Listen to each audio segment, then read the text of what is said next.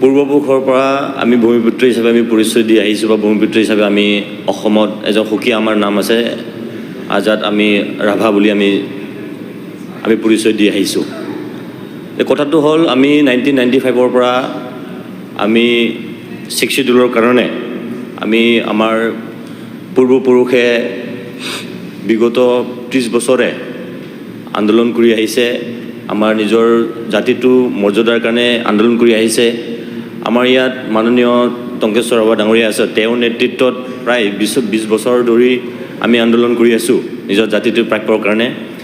মই ভাবোঁ মাননীয় মুখ্যমন্ত্ৰীৰ নেতৃত্বত অসমত প্ৰতিটো জাতি জনগোষ্ঠী একেলগে লৈ যি আমি চৰকাৰ গঠন কৰি আছোঁ বা আমি জাতিটোক একেলগে লৈ অসমখন আগবাঢ়িবলৈ গৈ আছোঁ, তাৰ প্ৰেক্ষাপটত আমাৰ যাতে 6 শিডিউলটো যাতে সোনকালে হয় তাৰ বাবে মাননীয় মুখ্যমন্ত্ৰীক মই বিভাগীয় কৰ্তৃপক্ষৰ যোগেদি মই আহ্বান কৰিব বিচাৰিম আৰু যাতে আমাৰ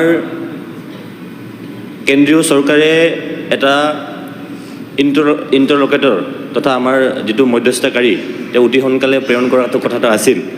মই ভাবোঁ যাতে আমাৰ চৰকাৰে সেই যিটো আমাৰ ইণ্টাৰলকেটৰ বা মধ্যস্থতাকাৰীক যাতে সোনকালে আমাৰ 6 শিডিউল কৰাৰ কাৰণে বা আমাৰ যিটো আমাৰ মৰ্যাদা আছে, 6ষ্ঠ অনুসূচীত যিটো মৰ্যাদা আছে সেই মৰ্যাদাৰ কাৰণে যে অতি সোনকালে আমাৰ তাতে পঠায় গোৱালপাৰা জিলা বা আমাৰ তাত একেলগে যিটো 6 শিডিউলৰ কাৰণে যিটো পঠায়, এইকাৰণে মই আমাৰ বিভাগীয় মন্ত্ৰীক মই অনুৰোধ জনাব বিচাৰিম।